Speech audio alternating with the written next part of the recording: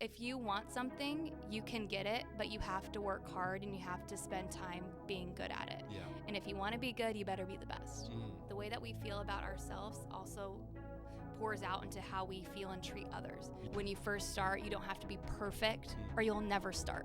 You have to have that determination and that self-belief that's so, it's just so big that when you wake up, you're like, I'm doing this. Yeah. And no one's going to stop me. So what do I need to do? I need to be rejected more often so that I can be really resilient. Welcome back, everybody, to the FBA podcast where we discuss foundation, business, and athletics. We're located right here, actually, in our new location. Shout out to the Ovation Audio and Video Experience Center in Carmel, Indiana. I'm your host. My name is Byron Jesu Hubbard II, and we always have another special guest on.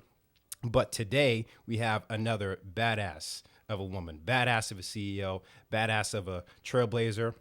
She's the CEO of the Goldie Social Media. She's also the founder of the kindness movement, Kindspire. She's an Amazon best-selling author of the book Ready, Mindset, Go. She's driven, passionate, and helps brands and people feel connected, seen, and heard. Today, we have Macy Troyer. Thank you so much for being here, Macy. Oh my goodness. Thank you so much for having me. I'm so excited for our discussion. Yeah, no.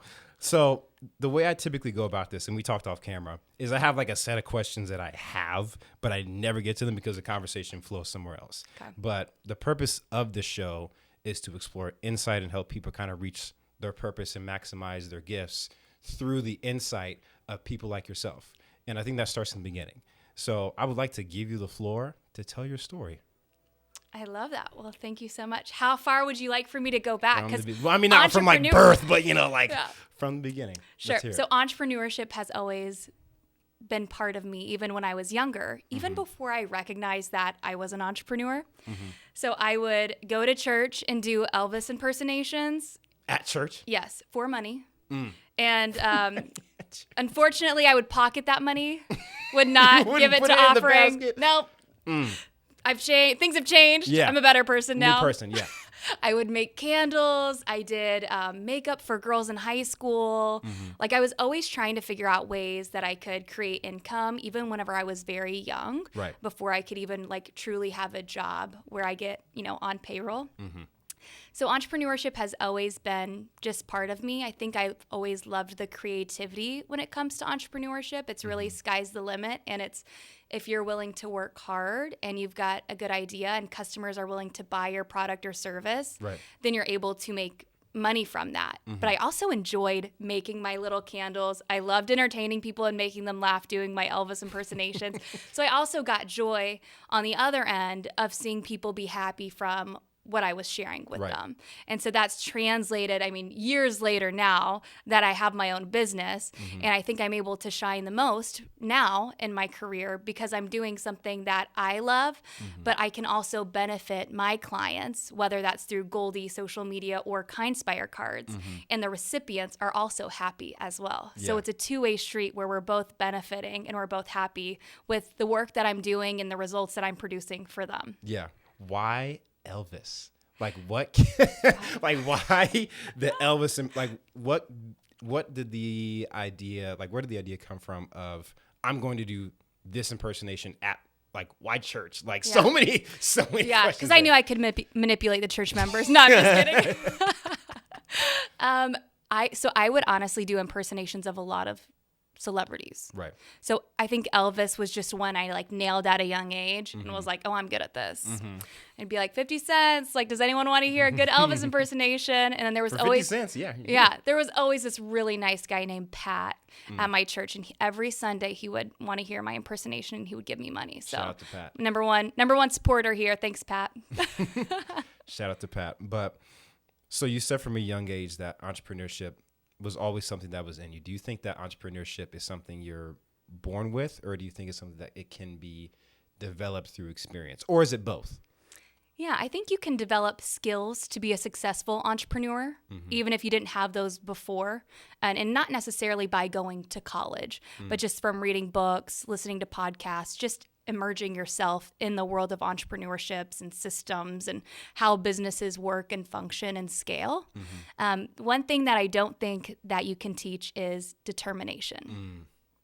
People either are determined to win, they're determined to be successful, or they just simply don't have that drive. They don't have that fire in their belly that wakes them up early, that gets them working hard, that pushes them late nights when they're exhausted. Yeah. And that's what it takes to start a business.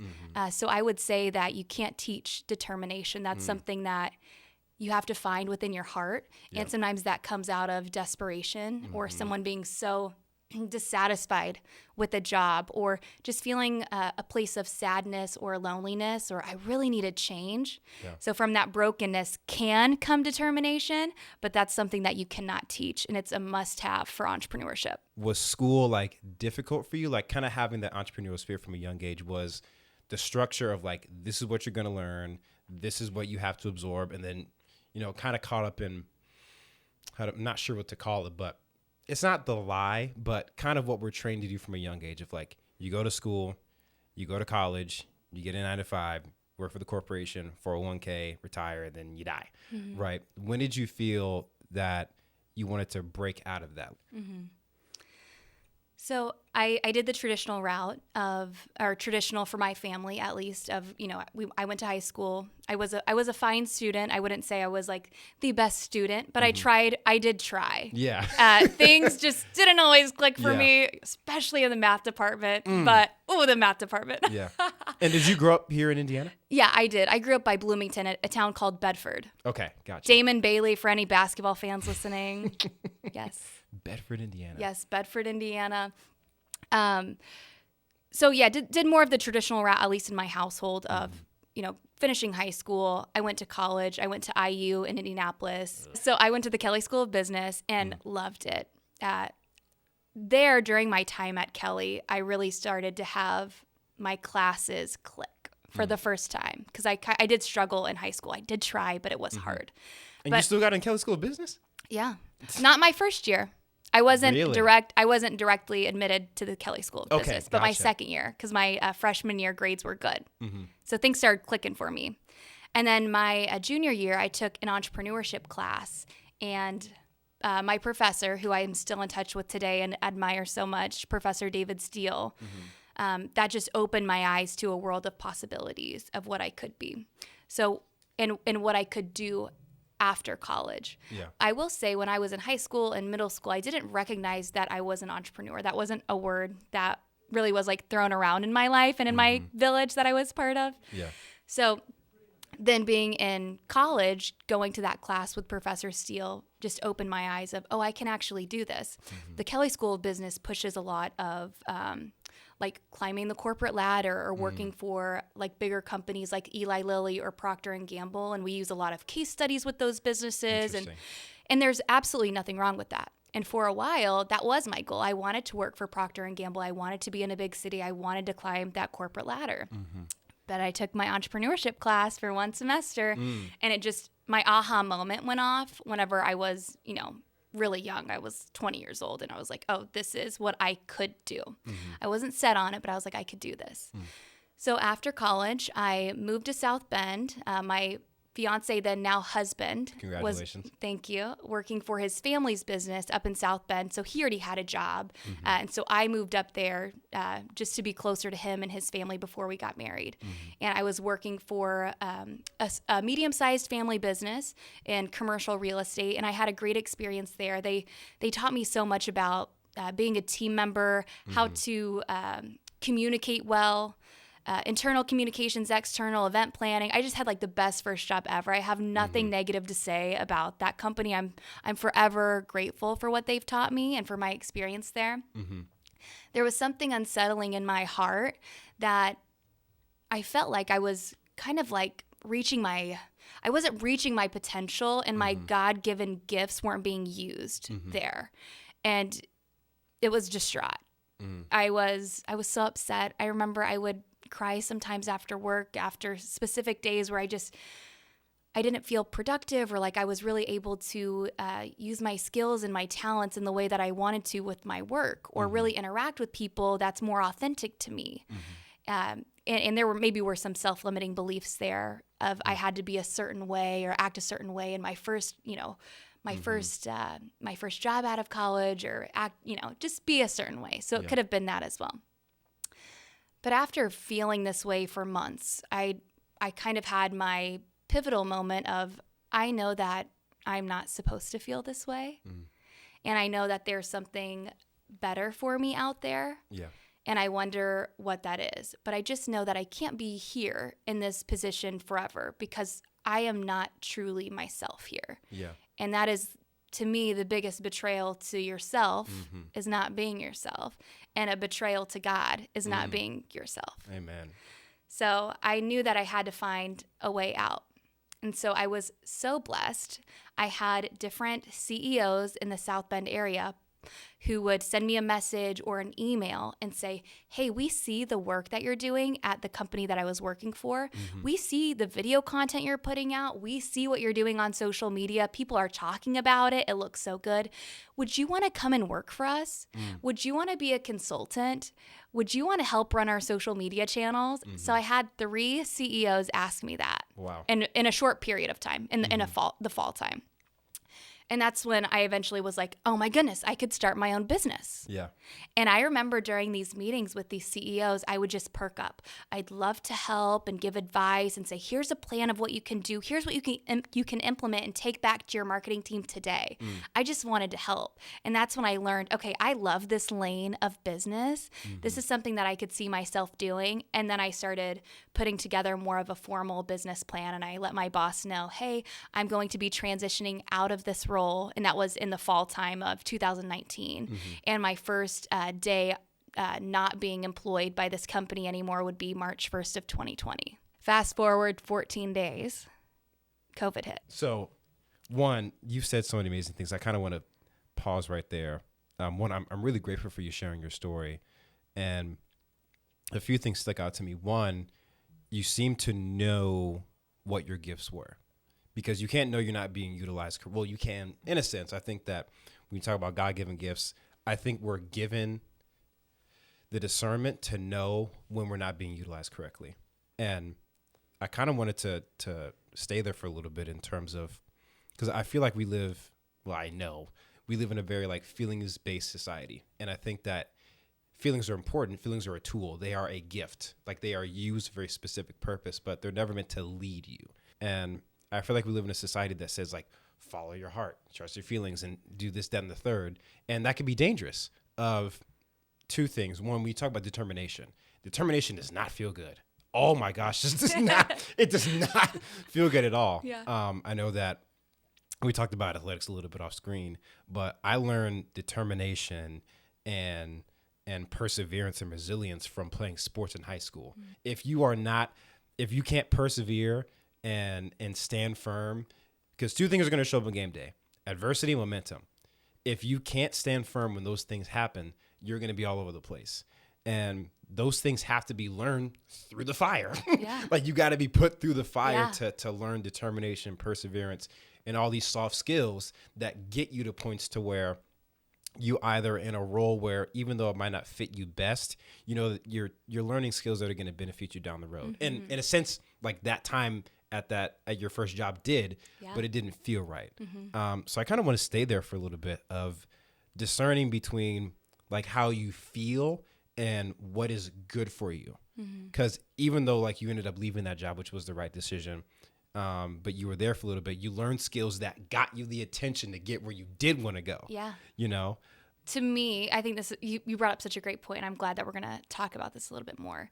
To me, feelings are temporary. I mean, we have multiple emotions. Even during our conversation, we're going to have so many emotions of happiness and, deep thoughtfulness or gratitude or whatever. So emotions are temporary. Right. Sometimes they're longer. And when you do feel like they're longer and they're changing the narrative in your mind, or the story in your head is no longer a positive story, that to me, that means it's time for a change. Yeah. So it wasn't just one day of feeling frustrated that I was in a certain spot where I knew I wasn't using all of my gifts and talents, and my authentic self I wasn't bringing my authentic self to the table every day at the job. Mm-hmm. It wasn't just one day, it was months. And it was also being self-aware. I think that's a huge part of it is knowing yourself, know thyself, and being self-aware of who you are, who your true self is. Yeah. And when you are your happiest and when you're able to serve the most that you can. Mm-hmm. When are you that person versus, oh my goodness, like I don't like what I'm doing. I'm not sure of myself. It's like then your head talk just starts spiraling down. Yeah. And then the narrative in your head is no longer this true authentic self. It's now a false narrative that you've put in your brain of I'm never getting out of this. Yeah. This is just supposed to be part of my story. Mm-hmm. I guess I'm just supposed to have this weight on my shoulders. Nope. Mm-hmm. Nope. And you can sit in that for a little bit. But I really believe that that's not what God intended for our lives. Yeah. And yes, some people believe that, and I believe this, God doesn't give us more than what we can't handle. Right. But God also doesn't put weights on our back either. Mm-hmm.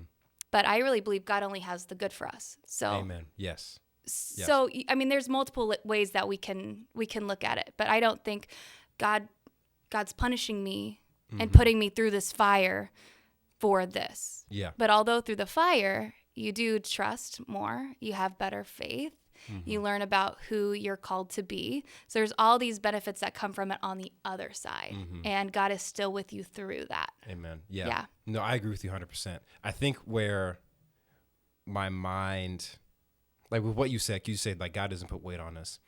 I think yes and no. Like I think one, we can really miss how much we put on ourselves. Mm-hmm. Like the things that, like you mentioned, the things God gives you are only for good reasons. So it's like, okay, what is this thing that's on my heart, on my mind, on my spirit? Where is it leading me? Mm-hmm. If it's not somewhere good, if it's not one of those things, it's not from him. Mm-hmm. Amen. So no, I agree with you 100% that there's things that God won't give us. Right, because he isn't going to give you anything more than you can bear. Mm-hmm. He's going to give you more than you can handle on your own so that you can trust him, because that's the whole point, is that you walk with him through it. Mm-hmm. But no, I agree with you. And kind of back to your point, I wanted to circle back to authentic self a little bit. Yeah. What about your upbringing allowed you to know who you were to the point to where even though you were in a good position, you knew in your heart that like this ain't it, or this isn't where I'm supposed to be long term. Yeah. So I think I really owe to my parents. Mm-hmm. They really let me kind of walk to the beat of my own drum. In certain aspects, of course, they raised me and were strict in a lot of areas, but personality wise, they never told me that I was too much or too loud or shouldn't be doing that at church. I don't even know, honestly, if they knew I was doing the Elvis impersonations. It was in the back. But they never really squashed my dreams ever either. Like I wanted to be a singer. I'm not even a good singer. They didn't squash that dream. It's like, you can try. Yeah, like, it was like, if you wanted to be a singer, like you have to practice, you have to train. Like after school, you need to come home and work on it. Like, and I wanted to be an astronaut. Again, I'm not good at math. But my dad did not squash that dream. So it's like they always, if you want something, you can get it, but you have to work hard and you have to spend time being good at it. Yeah. And if you want to be good, you better be the best. Same with like sports growing up. I mean, anything it was. If you want to be good, you better be the best at it, especially with like team sports. Yeah. Because, I mean, who doesn't want to be the best? Yeah. But you just have to put in more work than everybody else. You have to have more discipline and determination than anybody else. So a lot of it was my childhood. I remember whenever I was younger, I went to the doctor's office with my mom. I mean, I was so young, maybe 5 or 6. My mom still brings this story up. The doctor said, Macy, how do you feel about yourself? How do you like yourself? That is, I didn't know doctors could ask that question. I didn't know that either. I think maybe he was seeing like how I felt about myself whenever I was young, or like if I had some sadness or whatever, like maybe like a little mental health check-in. I don't know. I was really young. And I said, I love me. And my mom told me, she was like, I giggled. Like that is so true. Like I've always just appreciated who I am, even though maybe not I mean, not everyone's going to accept me or like my vibe or, you know, who I am, and that's okay. But I love who I am, and I've always loved who I am because I really believe that I'm a good person deep down, and I have good intentions for people. So when it's, you know, those big things are hit, it's like, oh, of course you have to love yourself because you're being your authentic self and you have a good heart. So I would say a lot of it is just kind of like growing up, I just kind of always knew deep down in my heart that I'm a good person and I like to make people happy. Yeah. I'm not going to overthink it. Yeah. Yeah. No, I think like I don't know if you know how profound it is what you just said of asking a kid, how do you feel about yourself? And your immediate response is, I love myself.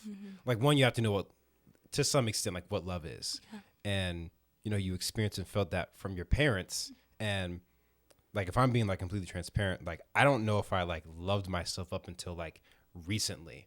And, you know, cause as you go through life, you do stupid stuff. Like you make mistakes, you fall short. Of course, even being a person of faith, I think that there's this struggle of how can I love myself when I make so many mistakes or I'm always falling short, or even if I have good intentions, they don't work out the way that I thought they would.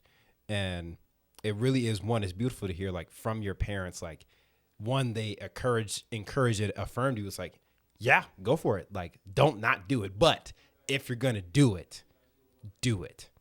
But to have that response from a kid, I think that's profound. Like seriously.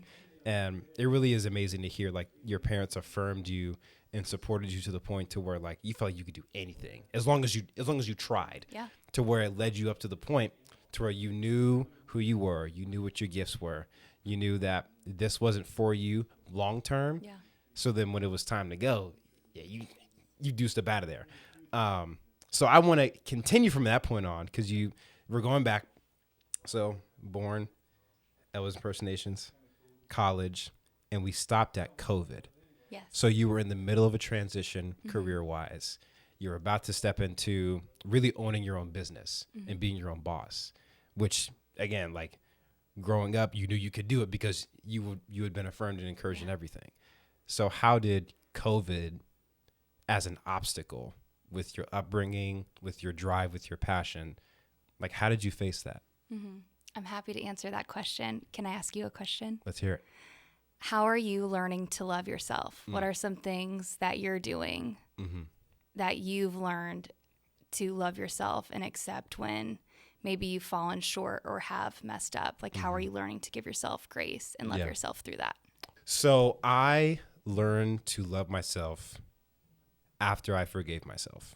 So for me, I went through a really traumatic relationship experience a few years ago. I'm coming out of college, and I was coming out of my undergrad and I actually transferred to a new school where I wanted to play football, get my MBA. I was like one track headed to the NFL. Like that was my whole mindset. And I didn't understand at the time how much I didn't love myself because it took me going through the fire to kind of reset and understand where I was at emotionally, mentally, spiritually. And I had to reset. And I was at a point to where like the thing that had happened, it was literally haunting me every day. Like day in and day out, as soon as I somehow went to sleep, whether I cried myself to sleep or just passed out eventually, I would wake up and I would have to distract myself somehow. Like for example, before that, I would work out with no music because I was a psychopath, but I would have to put on music to keep my thoughts at bay. And what really helped me, one was reading. I started reading audiobook. I don't read. So I would listen to books that helped me mentally. That there were some self-help books that really changed the way I saw things, that allowed me to be more patient and forgiving. But I really, really dove into my relationship with God. And I've had this conversation a lot recently because I grew up in the church, but establishing that relationship part is on you. So like your parents can drag you, throw you in the car, beat you in the parking lot in church every Sunday when you're growing up. But that personal relationship is a choice. And I think I got caught in the habit of going to church, but the relationship with God wasn't really, it was there, but it wasn't where it needed to be. To where in that relationship, I didn't lead like a man should, because I didn't know what a man was. My relationship with God wasn't tight, so I wasn't allowing him to lead me and therefore lead my partner. And that bit me hard, really, really hard. And first I had to reset and understand, because I went through this struggle of like, why or how did this happen? I started blaming myself. I never really got angry with God, but I was just so confused and frustrated. And I just dove deep into the word, and I asked my minister what books would be good to read for healing and becoming a man. And he gave me the book of James and 1st and 2nd Samuel. So I read James chapter 1, and I asked him what I should read next. He was like, read James chapter 1 again. I was like, why? So he went back over it, and in the first 2 verses, he pointed out something that I had completely missed. I was like, okay, I'll read it again. Yeah. So I read that for a year. For an entire year, I read one book of the Bible, James chapter 1. And a verse that really sticks out to me, I think it's verse 6, where it's those who lack wisdom should ask God, who gives generously without finding fault, which means if you ask out of authenticity, out of genuinely wanting something, he's not going to look at anything you've done, anything you've done, any person you've been. If you are coming to him and asking genuinely for some help, he doesn't care. And reading James and then going back and reading 1st and 2nd Samuel, like, really established for me, one, how much God loves me and who I am. So I established God's grace, his mercy, and his character. And when you allow yourself to accept that from him, you can then turn around and give that to yourself. And that was profound for me, because I didn't know that I wasn't showing myself love. I didn't know that I wasn't being gentle with myself. I wasn't being patient. I wasn't being kind. I didn't know. I just had this voice in my head that was telling me, like, you're not doing the right thing. You keep messing up. What is wrong with you? You need to do better next time. Like, just this beating down consistently of myself, because that's what I thought manhood was. That's what I thought it was. And it wasn't until I got deep into the word and I started praying a whole lot more, because I had to, because I couldn't escape the things that were in my head. But gradually I started to feel better. And then in my deep pursuit of him, I began to know more about him. And when you know more about him, you grow your relationship with him. And I really transformed the way that I thought and the way that I saw myself. And other people saw that from me. So when I began to understand who the creator and originator of love is, I was able to show that to myself and then show that to other people. To be honest, I'm still working on that, day by day, of loving myself, because I keep screwing up, keep doing stupid stuff. I was like, okay, we're chilling. Yeah. Slow it down. Like, you're human. Like, I'm 26 and it blows my mind that some folks don't get this till in their 40s, 50s. That blows my mind. I really don't know how they got that far without knowing certain things. But I began to love myself when I understood where and who love comes from first. And when I received that, I was able to give it to myself, and now I can give it properly to other people.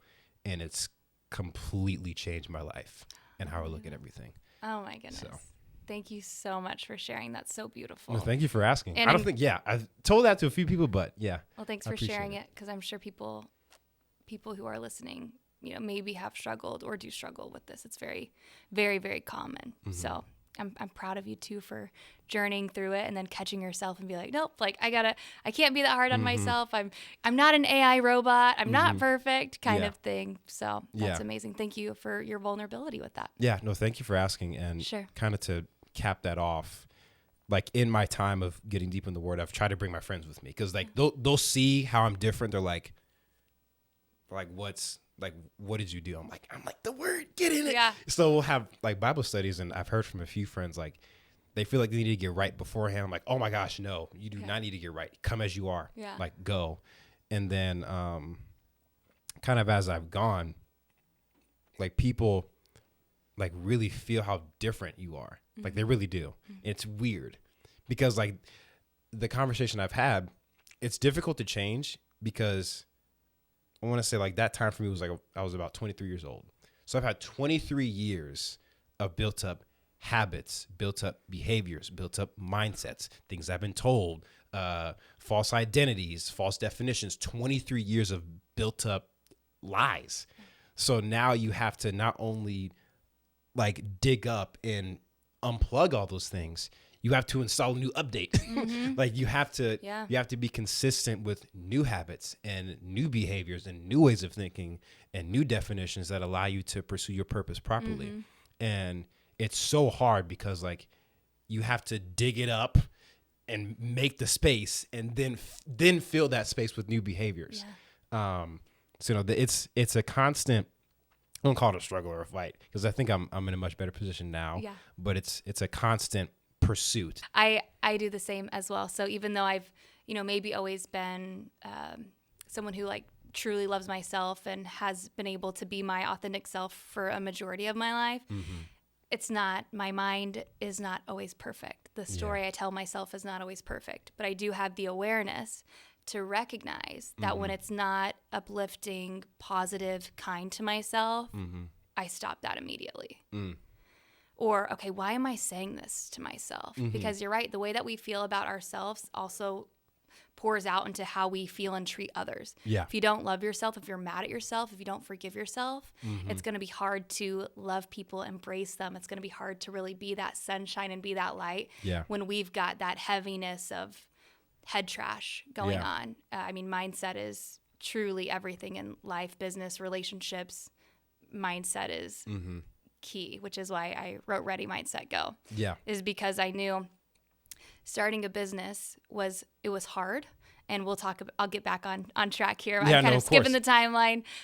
Starting a business was hard, but I was able to continue pulling myself out of the head trash that I would start to tell myself because I had so much practice really growing up of that. But I knew that not everyone has those skills or the knowledge to be able to change their belief system and how they feel about themselves and what happens when they get rejected, especially younger people, in their, 20s and 30s and even younger. That can be really hard, especially when we live in like a really instant world of gratification and dopamine hits with social media and all the things that are happening these days. Sounds catastrophic sometimes. No can just set people back, but you have to be really resilient. So that's what the book is all about, is mindset for entrepreneurship. But I've also had people say this was just helpful for my mindset in general. So I love that you did self-help books, audiobooks, because that's also what I started doing. Neither does your sister. Except the Bible. Audiobooks. Yes, I love that. I need to get more into audiobooks. They're fun. They're really fun. Like one of the books that I listened to, it was called Be Water, My Friend. And it was written by Bruce Lee's daughter. His whole thing, it was like, be smooth like water, all like move like water, that kind of stuff. And so much of it was about adjusting and being adaptable and kind of moving with the waves. Like when water gets disturbed, it resets itself. Or you pour water into a water bottle, it takes the shape of the water bottle. It's about being adaptable through pain, through suffering, through all these different life circumstances. And the Bible talks about that. I was like, that's interesting. That makes a lot of sense. No, that makes sense. I'm glad you said it. But no, it's been amazing to go through a transformation of sorts. I need to read your book. That's what I need to do. Ready, Mindset, Go. I'd like to hear your feedback. But let's get back to you. Okay. COVID. Yes. Okay. So COVID hit. My last day being an employee was March 1st of 2020. That's when I was starting the business. For a lot of businesses, COVID really hurt their business model, their services, their products. Supply chains got all backed up. For my service-based business, Goldie Social Media, it became a priority for businesses overnight. Overnight? When COVID happened, clients and prospects, so I had some prospects lined up that were very close to closing, like on March 1st. I was like, okay, I'm going to get a few clients. Like I had clients in March already, paying clients, which was fantastic because then COVID happened and it just became a necessity. So if you think back in 2020, social media for organizations, businesses, nonprofits was more of a luxury. Yeah, it was on the back end. Yeah, it was, okay, like, can anyone here do social media? And maybe they didn't do it very well. Like, maybe the brand voice and tone was off. Maybe the graphics didn't have the correct branding, but it's like, it's fine. Like, you know, this person and this person and this person just like put some things up on social. Like, no strategy, no KPIs, nothing. But with COVID, it really became incredibly important to communicate to prospects and customers what is going on at the business, what's going on at our organization, because there were rumors going around of, okay, are they shut down? Are they still servicing us? Are we able to show up? If we do show up, what are the protocols? So instead of it just being like we could have that, it was, we have to have this because we know everyone's on social media. Yeah. We might not have an extensive email list, but we do know people are going to go to our Facebook and our LinkedIn and our Instagram and see what we're up to and send us a message and say, hey, like, how can I do this with your organization? Or what's it like if I show up in person? Are you letting people come in person or whatever it is? So my business really was thriving during that time. Wow. Yes. So it wasn't an obstacle. It was actually like a blessing. Yeah, it was like a cannon, like launched you forward. Yes. Wow. Yeah. And I had one of my favorite clients then, which was one of my first clients, because they had a massive communication overhaul, communication transformation at the company going on internally, externally, and I was part of all of that. Wow. So I just learned so much from that client. You know, it was in the thick of COVID. They were also a supply chain company. So I mean, so much communication. There was so much pivoting at their business, offering new services, new products, just so they could stay afloat. And so it was really fun to be so integrated in that. It was a large business, to be so integrated in that, because I was able to learn more about their business and just become, you know, smarter and wiser as a businesswoman too. So I really loved that time. So yeah, the business took off during COVID, and I have not looked back since. Wow. So was it just you, or did you have employees when you started? It was just me. So it was just you. Yes. And you were offering like brand and marketing strategy and advice to organizations like the supply chain company? Yes. So my core business, and our core business still is social media marketing. So we specialize in all things social media marketing and management.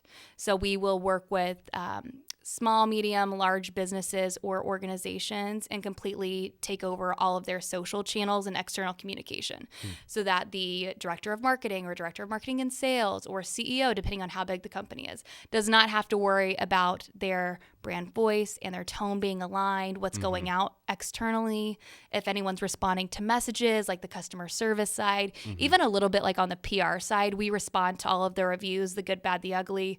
We work with HR departments if there's negative reviews coming from employees. So we really do everything from the social media side. So yes, whenever I first started, it was that, and it was just me. So I was doing all of the things. And I feel so grateful. Whenever I first started the business, I had great mentors that were also consultants at other clients that I was working with. They were also consultants. And I remember the first time I had to send an invoice, I was like, excuse me, like I Googled how to send an invoice. Like, I think this is correct, but you know, are you able to confirm? And he was like my boss on the project. He was like the head consultant, and he was like, yep, all looks great. But if I had too big of an ego, or if you didn't ask, and, you know, or just here's the invoice. It's like, I'm going to be honest, like, this is like my very first time I've ever had a business. And, you know, I looked it up. Like, I believe that this is all correct, but if there's anything missing, please let me know. So I did the best that I could, but I also was not shy at all to be like, hey, like, you might just double check my work. Double check this just to make sure, because this is your money. You playing with your money. Yeah. So I think that's like a big thing in business too, is like when you first start, you don't have to be perfect or you'll never start. That's something I struggle with for sure. Yeah. Like in starting like this, I was like, I have to do this, that, and this. And like funny enough, because I started this in July, I spent the first 6 months talking to CEOs and seeing if they'd be open to coming on. And they're all of them like, yeah, have you started yet? I'm like, well, no, because I want to do this. Like, Byron, just start it. Yes. Like, just do it. Like, the first step, and again, correct me if I'm wrong, like, as far as being a business owner, one of the hardest steps is the first step. Like, just do it.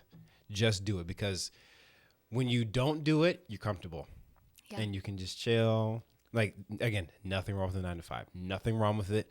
Coming home, eating dinner, and watching Netflix. Like, cool. Ain't nothing wrong with that. Yeah. But as soon as you take the leap, I don't know if you watch Diary of CEO. Yes, the podcast. Yes. Yes. Yeah, that guy's awesome. I love him. Yeah, he's awesome. And he has his own private channel where he kind of gives his own business advice on the things that he does. And he said the price and the cost of entry to starting a business is embarrassment. That's that's the cost of entry.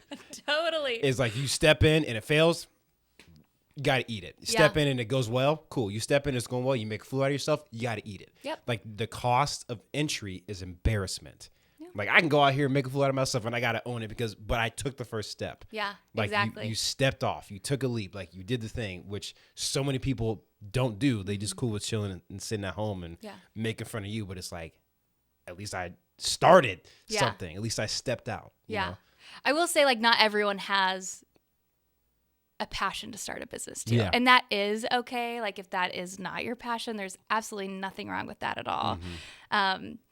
Yeah, I believe that the cost is definitely embarrassment. One way that it's not as embarrassing is validate your product or your service before launch. So I had prospects validate it for me. I had those CEOs validate this business concept for me. Then I built it all out. I laid out the foundation for 6 months and then I launched versus, and same with you. You did your due diligence asking CEOs if they would want to come on your show. Yeah. Right. So you didn't just say, okay, I've, got all the equipment, I'm set up and, crickets. No, you did your research as well. And then, yes, it's when, things get hard or you've got a question. Not everything. You can't Google every single thing. Yeah. And I think a lot of people rely on Google or AI to tell us our future or how to do things. Right. And guilty. Yeah, guilty totally, right? Yeah. And then it makes people afraid of taking risks because AI and Google can't tell you what's going to happen when you ask this question and how someone's going to respond. Yeah. But it's the ones who do take the risk, whether it's starting the business or asking the question that seems rather silly at the time, being a new business owner or whatever. It's those who I really believe get rewarded. Yeah. The ones who aren't afraid to be embarrassed, who, are able to say, thank you so much for helping me. Like, I honestly didn't know. Is there anything else that I should know starting the business? Here's what I've got so far, but I've got a few questions. Would you mind talking to me for 15 minutes? Yeah. So just not having an ego is so huge in business because you will get told no. People will laugh at your business idea or say this will never work or, whatever. But you have to have that determination and that self-belief that's so, it's just so big that when you wake up, you're like, I'm doing this. Yeah. And no one's going to stop me. Yeah. And then 8 times out of 10, when you ask someone that's done the thing, they're willing to, like, they want to help you. Yeah. Like, and this is just what I've received, like people that have built their businesses successfully, like they want to teach other people how to do it. So when you ask, they're actually like, they're like, oh my God, yes. Like I want to share that with you, which is like, like people like yourself write books or they start their own shows, like to get it out there. Because I think especially as humans, we have this inclination to share and connect. And when you find something that's like, this is the best thing ever, or like you think it's the best thing ever, because I think as a business owner, you kind of have to like, you have to believe that about your business. Like this is the best thing ever. Yeah. So when people ask about it, it's actually giving to you that like they want to know from you, like how you did it or what helped you so that you can help them. Yeah. I think that's built within us in a lot of different ways of like when someone is genuinely asking out of curiosity, out of wanting to know and being genuine, it's like, yes, like I would love to give and help you out. And that's obviously from yourself included. So I appreciate it. I appreciate you. Yeah, thank you. Totally. Yeah. People are good at their core. And even the 2 out of 10 who don't want to talk to you, that's okay.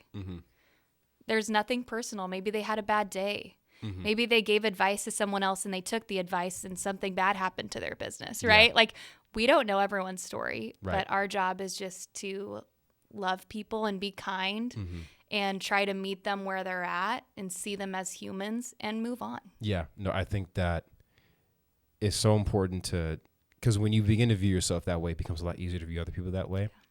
I think you said earlier, it can be really difficult to love or forgive or have grace for someone when you don't for yourself. And oftentimes, like, it's the inverse of like, because you don't have it for yourself, you fulfill that by giving it to other people. So you fulfill the grace part and the forgiveness part by forgiving everything and having grace for everything that other people do, and allowing yourself to get stepped on, because you have to fulfill that in some way, shape, or form. I think it's in us to want to give and want to be like kind and loving to people, but I think we skip the step of doing it for ourselves first. And that there's so many like tight ropes, like kind of back to our conversation earlier about like my journey. Now what my struggle is sometimes I'm too casual with myself. Like sometimes I'm like, oh, it's fine. Like you screwed up, it's all right. It's okay.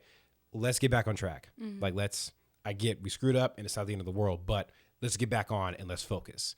And I think with the same thing with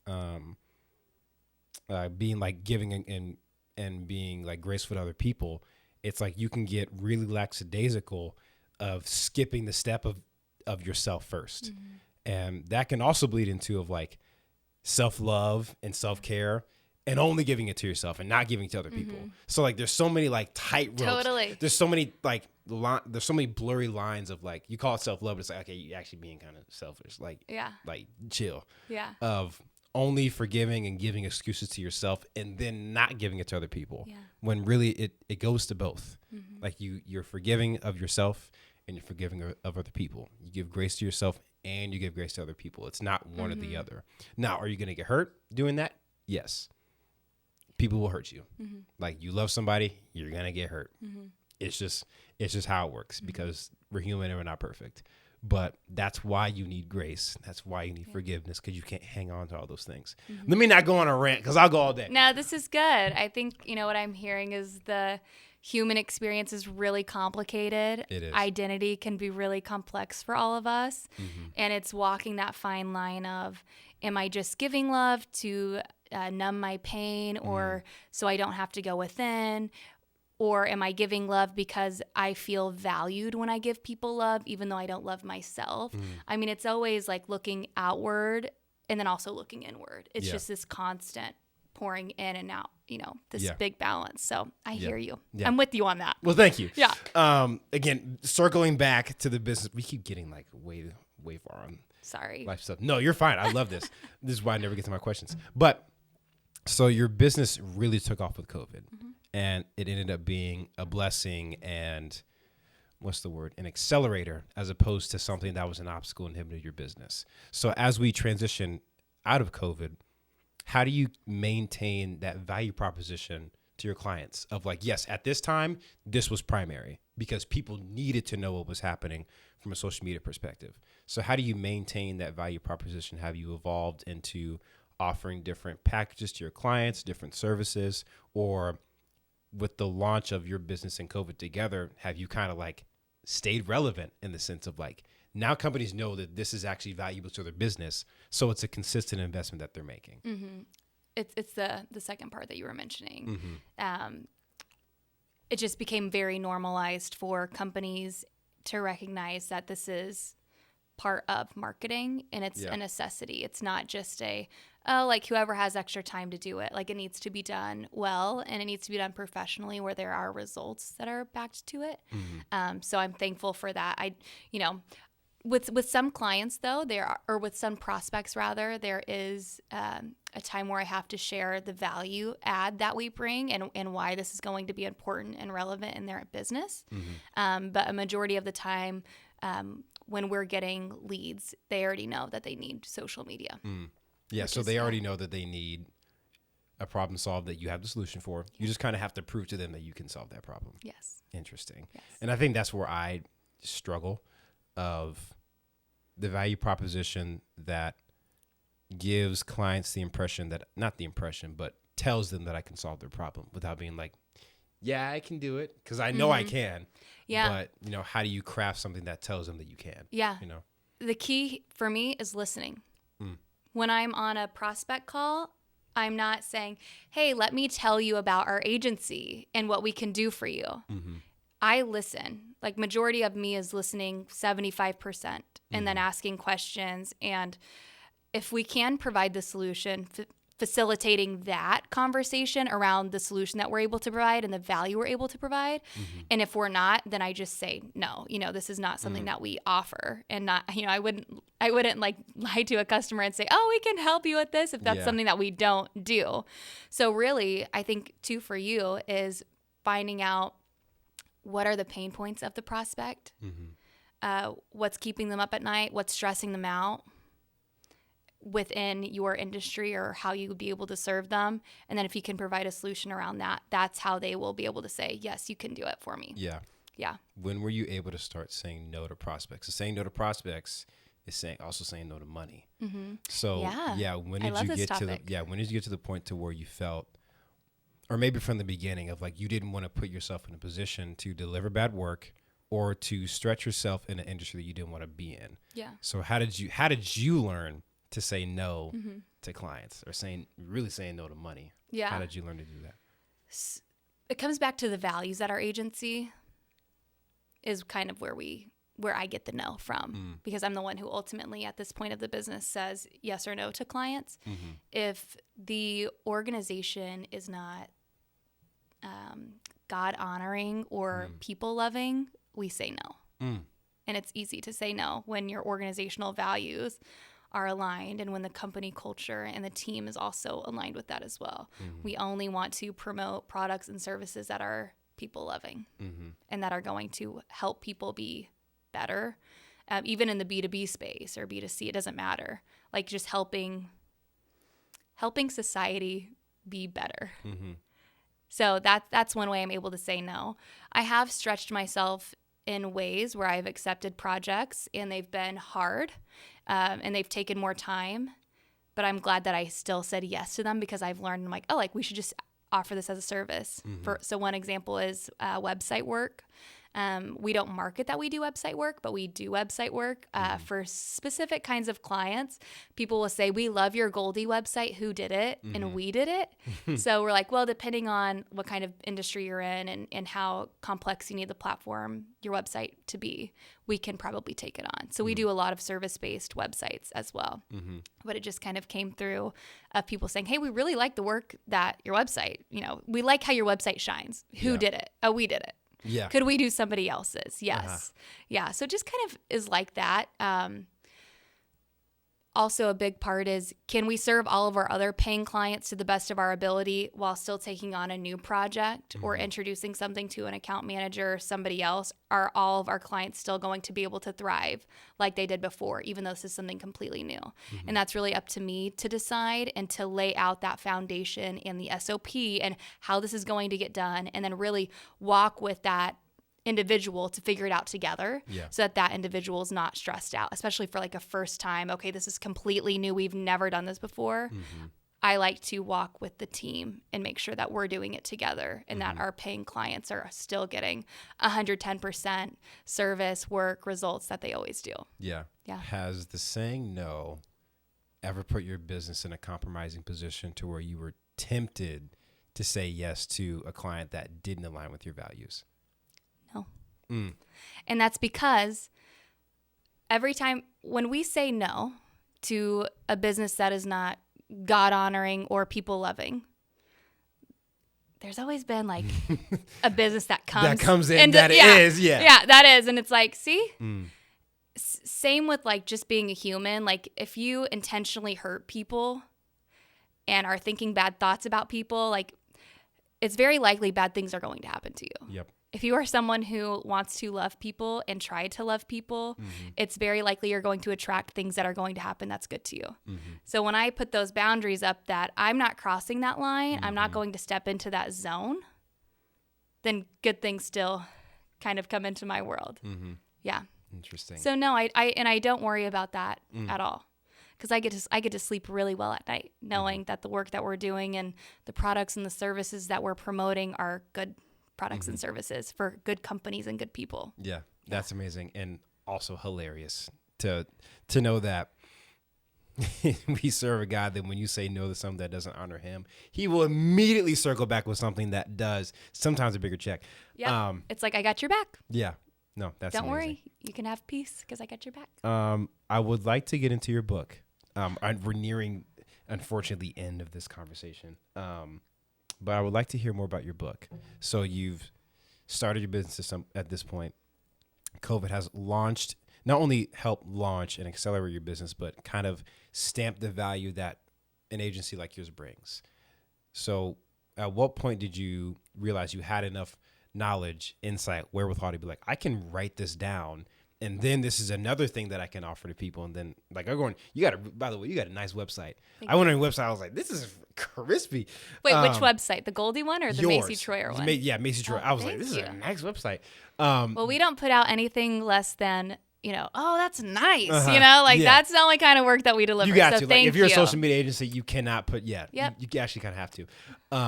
But now you're doing speaking engagements. Yeah. Like now the things that are locked in here and in here are valuable to other people. Mm-hmm. So when did you get to the point in being a business owner, now you have a consistent flow of clients, revenue, income, to where it's like, I can put this on paper and then give it to other people? Yeah. So I started having people say, Macy, would you start a YouTube channel about how you started your business? Mm-hmm. Will you start a podcast? Would you write a book? Would you be able to put out your insights somewhere? Mm-hmm. Because I was pretty young at the time whenever I first started. And a lot of my friends were like, I really want to do this too. Like, how did you do it? Like, what did you do? Mm-hmm. And so that's kind of, I think, what gave me the encouragement to think, okay, people want to hear what I have to say, was like a lot of my friends and people in my circle. I went through like a really unique time in the business when I was a solopreneur to hiring people and like building a team. Like my emotions were just like up and down. I'm happy I'm doing this. Actually, I feel really miserable. Like I think that's just like the journey of entrepreneurship. If you ask any entrepreneur who's committed to the business. Yeah. So, I just was feeling like all these emotions, and the gift that I had during that was I was just very aware of what I was feeling. And I would try to analyze, why am I feeling this way? Mm-hmm. So then I would start writing them down. Okay, today I felt really discouraged when someone told me no. I felt my chest tighten up. I think I haven't been told no enough in my life. So what do I need to do? I need to be rejected more often so that I can be really resilient. Resilience. So I wrote about that in the book. So I just started like writing about like things that were really hard for me in my, young, like early to mid 20s, that I could see supporting and helping other people that want to start a business, because you can have all the things written out. You can do your pro forma, marketing plan, all of that great stuff. And then it's day one of launching, but your mindset's not right. Yeah. You won't last very long. Yeah. You have to have the right mindset. And I really believe that that's step 0. Not even step 1. That's step 0. You got to get your mindset right even before you think about starting a business, because it's not the easiest thing in the world. And it's constantly a challenge. And like you were talking about the book with water, like you have to be flexible and adjust. Like when COVID happened, like flexibility, adjusting, how can we be better and be resilient, or have a new product or a new service, or, oh, this isn't working, or, oh, clients are really asking more about this or about this. Yeah. So just adjusting and being flexible, which I also talk about that in the book too, is being like resilient and flexible. All of the things that are just incredibly helpful and really a must-have to start a business. Yeah, because writing a book, it's another thing that the cost of embarrassment is coming out. And I'm not sure like if you had help like writing the book, or like if it's all just you on the paper. Yeah. Kind of speak on like you're taking another leap. Yeah. Because like you're a business owner, you're still running your business and you're just writing your thoughts down. Yeah. What was it like the night before publishing? Yeah. So I had a professional editing team. So I wrote everything on my own, but I had professional editors who would, okay, let's rearrange this story. This makes more sense for the reader like this. So I did feel more confident thanks to my editing team. Yeah. I really honestly didn't have like any self-doubt about putting the book out there, because I poured so much love and thoughtfulness into the book. And if I, someone who has a really strong mindset, struggled with these things, I know there's at least one person out there that will read this book, that it will sell touch. At least one copy. Yeah. But I just knew it would touch one person. And that's all that matters to me. It doesn't need to be hundreds of thousands of people. It doesn't need to be this big thing. If it can touch one person and help them live their best life by starting a business and give them that encouragement, that's all I want. Yeah. Yeah. So just the night before, I was super excited. I released the book on November 1st, 2023. And it was just so exciting. I I was, ecstatic to launch it because I just spent such a long time writing it with my experiences, doing a ton of research. So it wasn't all just my stories. It's research about the mind, neuroscience, the brain, how we can form new connections in our brains to tell different stories. So it's not just all my story. There's a lot of data in there too of like being your best self and how to be your best self as an entrepreneur as well. And so for the first day that I published, we sold a lot of books and it hit Amazon Bestseller the first day. So that's amazing. Was so grateful and just over the moon. So grateful and blessed that people were interested in buying it. And I also knew that this was a business category there weren't a lot of other books that were published that were going to compete with mine. And even though I took the entrepreneurship class in college, mindset was not talked about. Mindset was still kind of like taboo, like mindset, whatever. Like you just need to know these things. You just got to do it. You got to know these things and do them. But then people don't really talk about like the mental side and like what it takes to really be successful. So I was just excited to be able to bless people with the book and encourage them to take that leap. Like if this is in your heart, like if you're feeling, unhappy and like you want to change and you've been thinking about entrepreneurship, this is a book to read. This will tell you if you've got what it takes, and it will train you on what you need to do to have what it takes. And then also on Amazon, I published a workbook that goes along with it. So there's a lot of exercises with each chapter, walking along, to strengthen your mental or to define your own personal values that you won't compromise in business. What are those? And so it's been great. Amazing. Yeah, thank you. Is there an audiobook? Not an audiobook. I have thought about an audiobook. Macy. I can't read it. I'm just playing. No, I totally get it. I've thought about an audiobook, but I'm old school. Yeah. I'm old school. No, I need to get old school. We are coming to the end of our time here. Unfortunately, I've loved this conversation, by the way. Thank you. But one question I would like to ask you before I let you go, is there anything you regret in your entrepreneurial journey? I would say no, because everything has led me to where I am right now. It's all taught me lessons, even if there were tears or anger or emotions that we consider negative, whatever that is. No, because it's brought me to where I am right now. And I really believe that like God's timing is perfect. Everything that happens is divine, and there's a reason why it all happens. So I don't have any regrets, thankfully. I'm looking forward. I'm looking up. Looking up and looking forward. Yeah. Macy Troyer, it has been an honor to have you on the show. And my first guest in the new studio. Thank you so much for having me. Put like a round of applause or something. But no, thank you so much for coming on. We're going to talk more off camera. But no, I'll let you go. Thank you so much, Macy. Thank you so much. This was a blast. I appreciate you. Yes. Thank you, anybody who's listening and tuning into another episode of the FBA podcast. Tune in next time. We'll have another special guest, of course. But Macy Troyer, amazing. Thank you so much. Thank you. Yay. Okay, that was so good.